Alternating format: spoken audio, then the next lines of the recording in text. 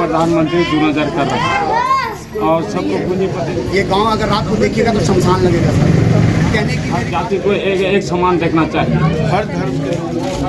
और बच्चों लोग को अच्छे से स्कूल में पढ़ाएं। 5 साल के बाद एक बार आएंगे, हाथ जोड़ करके वोट लेके चले जाएंगे। ये हमारा चापाकल है, आधी है, पूरी नहीं है। अगर ये पानी यहाँ की जनता निकालेगी तो कैसे निकालेगी? ये रात चला है तो से महंगाई बढ़ा हुआ जा रहा है। हाँ, और एक वोट किस पर भारी पड़ता है? नमस्कार, मैं हूँ श्याम और आप देख रहे हैं खबर अस्तम। हम आप पहुँचे हैं हजारीबाग से महज 11 किलोमीटर दूर सुल्ताना की जनता क्या सोचती है, क्या कहती है, इसके बारे में जानेंगे। क्या यहाँ के मुद्दे हैं, कौन बीजेपी को पसंद करता है, कौन कांग्रेस को पसंद करता है, कौन जेपी को जानता है और कौन मनीष जायसवाल को जानता है। इन सारे सवालों का जवाब भी लेंगे यहाँ की जनता से। आइए जानते हैं यहाँ की जनता क्या कुछ कहती है। क्या कहना चाहेंगे, कौन जीतेगा यहाँ से? बीजेपी जीतेगी या कांग्रेस जीतेगी? अब हम नहीं बोल पाएंगे। देखिए, मैं मोहम्मद सुलेमान अंसारी, काम सुल्ताना से। जीतने की बात है और नेक इंसान की बात है तो नेक परेशानी कुल मिलाकर के ये है कि परेशानियाँ बहुत अनगिनत।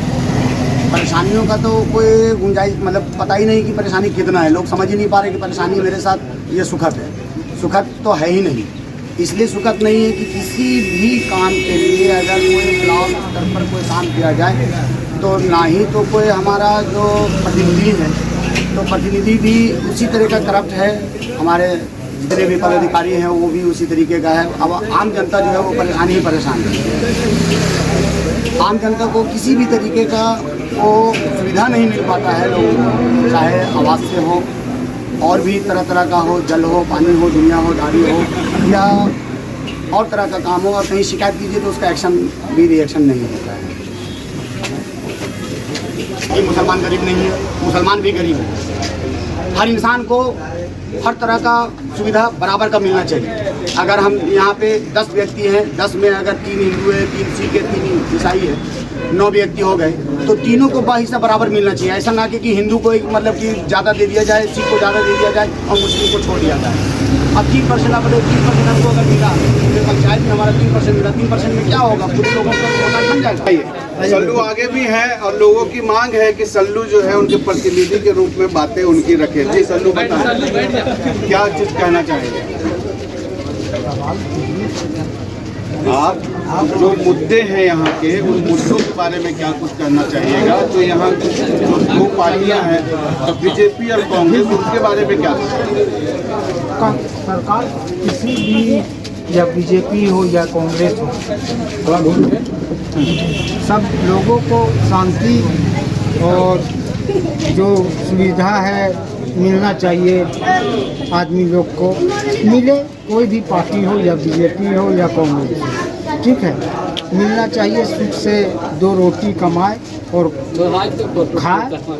इसी सब से सरकार चला सकते हैं। और भाई हमारे साथ हैं। सबसे पहले आप अपने बारे में बताइए, अपना नाम बताइए, क्या करते हैं आप, और साथ में ये बताइए कि यहाँ की जनता आगे बढ़े, इसके लिए सरकार को क्या करना चाहिए? कोई भी जीते, चाहे बीजेपी जीते, चाहे कांग्रेस जीते, उनको क्या करना चाहिए जिससे यहाँ की जनता को फायदा?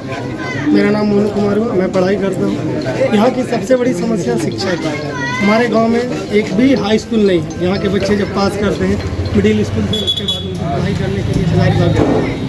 जो बच्चे हैं उनको काफ़ी दिक्कत होती है आने जाने में। मेन पहला जो प्रॉब्लम है वो शिक्षा का, दूसरा है लाइट का। हम इतनी बड़ी गांव की जनसंख्या है लेकिन एक भी स्ट्रीट लाइट कहीं नहीं है। आप देख सकते हैं गांव की आबादी, कैमरामैन को बोल के आप दिखा सकते हैं, इतनी बड़ी आबादी कि एक भी लाइट नहीं है। जब रात होती है लाइट कट जाती है तो लगता नहीं है कि ये गांव में आदमी लोग रहते हैं। तो लाइन की समस्या है और ये शिक्षा की सबसे बड़ी समस्या शिक्षा की। यहाँ से महज 11 किलोमीटर दूर है हजारीबाग, ठीक है। वहाँ हमारे नेता रहते हैं, चाहे वो बीजेपी के हो चाहे कांग्रेस के हो। कोई पार्टी का एक बंदा यहाँ आके आप लोगों से मिला, आपकी समस्याओं को जाना? नहीं, आज तक तो ऐसा प्रतिनिधि नहीं। ना बीजेपी से आया कोई, ना कांग्रेस को नहीं। आप जेपी का नाम सुने हैं या जयप्रकाश भाई पटेल का नाम सुने हैं? कौन है? ये अभी MLA के प्रतिनिधि हैं हमारे हजारीबाग से। हजारीबाग कांग्रेस से। जी हाँ, बहुत बढ़िया। यहाँ पर देखिए जागरूक जनता है और जनता जानती है कि उनके प्रत्याशी कौन है, लेकिन प्रश्न ये है कि सिर्फ 11 किलोमीटर दूर खड़े हैं हम और यहाँ की जनता से मिलने यहाँ के प्रत्याशी समय नहीं मिला जो कि प्रत्याशी यहाँ पर आके मिल सके। खैर ये वक्त बताएगा कि जनता किसको चुनती है, एक वोट किस पर भारी पड़ता है। कुछ और लोग भी हैं जो अपनी बातों को रखना चाहते हैं। सर आपका नाम क्या है और क्या कुछ करना चाहेंगे? हिंदी मुबारक काम करते हैं। हिंदी मुबारक हम वाले काम करते हैं। मेरा हालत गरीबी है, गरीब को करने वाला नहीं। हमको मोदी जी से है नफरत है, राहुल जी से और किसी से हमको सरकार। लेकिन यहाँ तो मोदी जी भी नहीं है और राहुल जी भी नहीं है, यहाँ तो मनीष जायसवाल हैं और जेपी है। मेरा सरकार वो है, लेकिन अपने स्टाफ को देखने बोले मोदी जी बोले कि यहाँ पर कॉलोनी मिले हुए मिलता है, जिसका घर है उसी को मिलता है। आज कॉलोनी किसी को गरीब को नहीं देखा जाता। सर अभी आपने एक सवाल किया कि यहाँ जेपी जी हैं और मनीष जायसवाल जी हैं। जेपी जी आज आए हैं सर, जेपी जी का नॉमिनेशन आज फाइल हुआ है। इससे पहले पूर्व में शुरू से अंत तक अभी 15 साल रहे हैं मनीष जी। मनीष जी ने क्या किया अपने घर, उनके अभी आंगन चौबारे में देखिएगा चकाचक लाइट रहेगा, दिन को रात और रात को दिन समझ में नहीं आएगा। लेकिन ये 10 किलोमीटर की दूरी पर 10 किलोमीटर की दूरी पर आप आते हुए देखे होंगे कि हमारा गांव 10 किलोमीटर की दूरी पर है। 10 किलोमीटर भी नहीं है, अगर शहर का क्षेत्र लिया जाए तो क्षेत्र कूद तक है। कूद के बाद यहाँ से लीजिएगा तो 7 किलोमीटर की दूरी पर, और 7 किलोमीटर की दूरी पर ये गांव नहीं है। ये गांव अगर रात को देखिएगा तो शमशान लगेगा सर। कहने की मेरी बात ये है कि मनीष जी को अभी फिर से अभी MP के नॉमिनेशन फाइल किए हैं, वो MLA का अभी छोड़ दिए। इससे पूर्व वो 15 साल रह चुके हैं हमारे यहाँ। लेकिन उनका 5 साल के बाद एक बार आएंगे, हाथ जोड़ करके वोट लेके चले जाएंगे। 15 साल में वो आपसे मिलने आए कि नहीं, यहाँ का जनता से मिलने आए? कभी भी सुल्ताना में उनका आमद नहीं हुआ सर। बहुत बड़ी बात है कि 15 सालों में हमारा नेता हमसे मिलने नहीं आता है। कभी हाल बात बीजेपी की नहीं, बात कांग्रेस की नहीं, एक प्रतिनिधि की है जिसको हमने चुना है और वो हमसे मिलने नहीं आता। 15 साल के दरमियान कभी नहीं आए वो।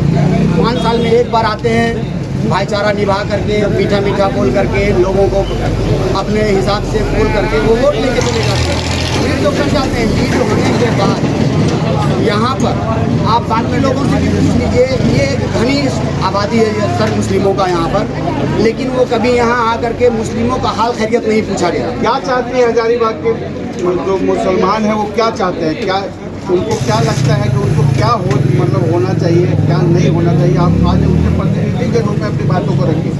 सर मैं ये चाहता हूँ कि हमारे हजारीबाग, पूरे हजारीबाग के मुसलमानों को जिस तरह सभी बिरादरी के लोगों को प्रेफरेंस दिया जाता है, ज़रूरत का मतलब कि हर ज़रूरत पूरा किया जाता है, उस तरह पूरे हमारे मुस्लिम भाइयों को ज़रूरत पूरा किया जाए, बराबरी का हक दिया जाए। ज़रूरत का मतलब क्या है? ज़रूरत का मतलब है कि हर तरह का ज़रूरत, जैसे अभी यहाँ मुस्लिम क्षेत्र है, मुस्लिम क्षेत्र है, मुस्लिम क्षेत्र में भी वो आके कभी हाल समाचार पूछे कि हमारे भाई जो हमारे वोटर हैं। तो आपके जयप्रकाश भी नहीं आए अपने पास। सुल्ताना की एक महिला हमारे साथ है, उनका नाम जानेंगे, साथ ही जानेंगे कि वो क्या सोचती हैं जो लोकसभा चुनाव होने वाला है उस पर वो किसको वोट देंगी और यहाँ की समस्याएं क्या हैं। सबसे पहले बहन आपका नाम क्या है? चंदा देवी। चंदा देवी, आप ये बताइएगा कि यहाँ की आपको क्या समस्याएं लगती हैं जो यहाँ के बच्चों के आने वाली पीढ़ी के लिए वो विकास का काम है? यहाँ पानी का सुविधा नहीं है और बच्चों लोग का अच्छे से स्कूल में पढ़ाई नहीं होता और आने जाने भी चोट घाट लग जाता है तो यहाँ पे कोई सुविधा नहीं चलता है। अच्छा, मतलब मेडिकल की दिक्कत है। जिसको बच्चा चोट लग जाता है वो रोड पर आता है, जो आदमी चलता फिरता है वो तो उठा के ले आता है। बहन का बोलने का मतलब ये है कि ये देख सकते हैं, ये जो सड़क है मेन सड़क है और यहाँ पर जो है वाहन जो है वो बहुत तेज़ी से चलती है और जिसमें कई बार बच्चे यहाँ पर चोटिल हो जाते हैं, दुर्घटनाग्रस्त हो जाते हैं और उनके इलाज के लिए तुरंत के लिए यहाँ कोई व्यवस्था नहीं है। यही बोलना चाहते हैं? शिक्षा मतलब पानी की क्या समस्या है? पानी बहुत दिक्कत है। हम लोग पानी के लिए बहुत परेशान हो रहे हैं। गर्मी ठंडा बरसात में हमेशा परेशान हो रहे हैं। क्यों ऐसा? क्यों? बहुत दिक्कत है, पानी मिल भी नहीं कर रहा है। यहाँ कुआं या चापाकल इस तरह चापाकल भी है, सरकारी भी है, तो भी बंद पड़ा हुआ है। एक भी खराब है तो एक बार दिखाना चाहेंगे। एक बहन जो बता रही हैं, मैं साथ में चलूँगा बहन से। ये देखिए यहाँ बहन जो बता रही है चापाकल की हालत। ये हमारा चापाकल है, आधी है, पूरी नहीं है। अगर ये पानी यहाँ की जनता निकालेगी तो कैसे निकालेगी, ये आप समझ सकते हैं। ये बड़ी समस्या है। अगर पानी ही नहीं है तो फिर मतलब सोचने की बात है। अगर आप सुन रहे हैं मनीष जायसवाल जी और जयप्रकाश जी, तो चुनाव आप जीतेंगे या नहीं जीतेंगे ये तो वक्त बताएगा, लेकिन कृपया इन छोटी चीज़ों का जितना जल्दी हो सके सुधार करवाएं। और क्या समस्या है वहाँ? एक बुजुर्ग भी है हमारे साथ जो कि अपनी बातों को रखना चाहते हैं, गंभीर है और गंभीरता के साथ अपनी बातों को रखेंगे। क्या बोलेंगे चाचा? जब से ये रात चला है तब से महंगाई बढ़ा हुआ जा रहा है। हाँ, और जितने प्रधानमंत्री गुजरे हैं कोई किसी का दो नज़र नहीं किया। ये प्रधानमंत्री दो नज़र कर रहा है और सबको पूंजीपति को है जला करके आग कर दिया। दिन ब दिन महंगाई करते हुए जा रहा है। इंदिरा गांधी, राजीव गांधी और महात्मा गांधी सब गुजर गए मगर किसी के दो नज़र नहीं किए। जहाँ तक इंदिरा गांधी अपने देश के खिलाफ उसका बेटा बोला तो ऐसे बेटा को अपना ये कर दिया इस देश के खिलाफ में, और ये देश के खिलाफ में ये दो नज़र कर रहा है ये सरकार। मोदी पर सवाल उठा रहे हैं कि मोदी दो नज़र से लोगों को देख रहे हैं। इनका साफ साफ बोलना है हिंदू और मुसलमान, हाँ, हर जाति को एक समान देखना चाहिए। हर धर्म के लोगों को एक समान देखने की ये मांग कर रहे हैं, चाहे वो हिंदू हो या मुसलमान हो। हाँ, ये एक नज़र करना चाहिए, दो नज़र। आपको कैसे लगता है कि मोदी जी जो है मुसलमानों को अलग नज़रिए से? ये राम मंदिर के बाद मस्जिद भी बनना चाहिए। जहाँ जो मंदिर ऐसे मस्जिद टूट करके, बाबरी मस्जिद टूट करके वहाँ मंदिर बन गया, वहाँ मंदिर नहीं बनना चाहिए। वहाँ ये बनना चाहिए, स्कूल बनना चाहिए, धर्मशाला बनना चाहिए, चाहे हॉस्पिटल बनना चाहिए, तो हिंदू मुसलमान का दिल बराबर रहता। चलिए, ये एक अलग मुद्दा है। जिस मुद्दे के बारे में ये बोल रहे हैं, ये कोर्ट से इसके बारे में सारी चीज़ें कोर्ट में हो गई है। और क्या लग रहा है, वो तो एक अलग मुद्दा है। उसके बारे में एक ज़मीन दी गई है मस्जिद के लिए और वहाँ पर मंदिर बन गया है। और क्या लगता है? और महंगाई ज़्यादा कर रहा है। और क्या, महंगाई एक बड़ी समस्या है जो कि कम करने की बात है।